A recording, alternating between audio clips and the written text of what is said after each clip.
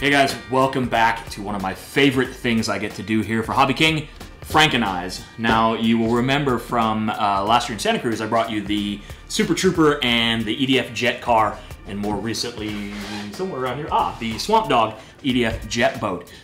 Super fun to do. Basically, I have a lot of parts kicking around, and so that means I get to make crazy things. This is a little bit more practical. You can see in front of me the corpses of a few of our handy basher products. We've been doing a bit of destructive testing, and so I have a few spares laying around. I'm going to take these various bits and combine them to make one awesome camera car for some upcoming product videos and other things that I may have up my sleeve, including possible APM, but we won't talk about that just yet. Very exciting, should be really cool. Gonna get this thing together. Come on, check out how it works.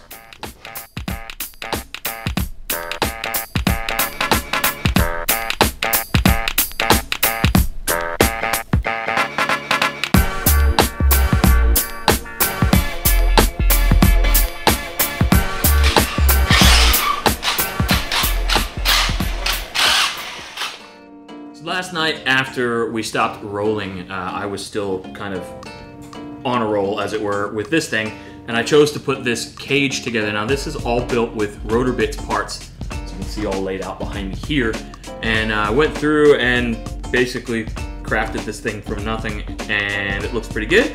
Keeps this thing protected in a rollover.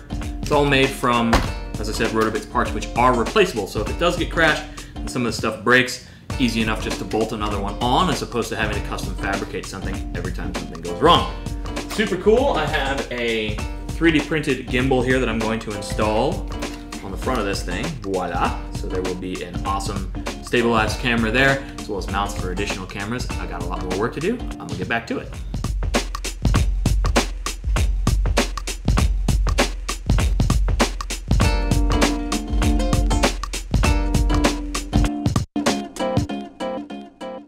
So, awesome. I think that's pretty much it, what is left. Gotta run it and see how well it goes, test the cameras and see what happens. Let's do that right now.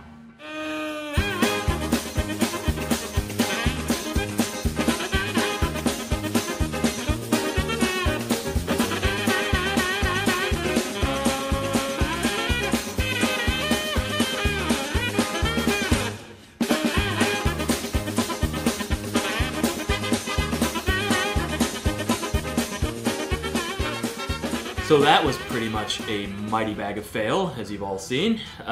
Turns out that this camera frame, I think, is not rigid enough. You can see there's a ton of vibration going in all of the cameras. We tried moving the gimbal to the front here. That wasn't really enough. So I'm gonna kind of go a little bit back to square one. I'm gonna redesign this upper frame, and I'm gonna take the cameras and I'm gonna remount them using sort of those gimbal style rubber isolated plates. There's a bunch of those in the box behind me, and yank those out and get going. So let's see what I come up with, and we'll try this again.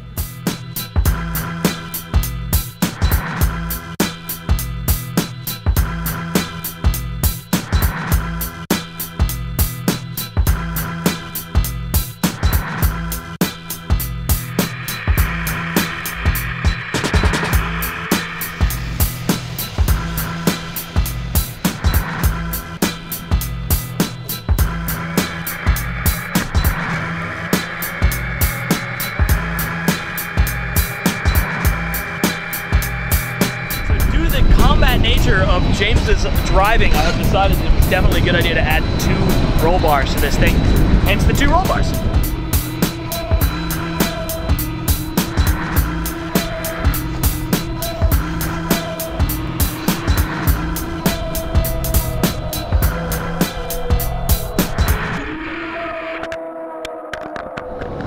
All right, that's enough.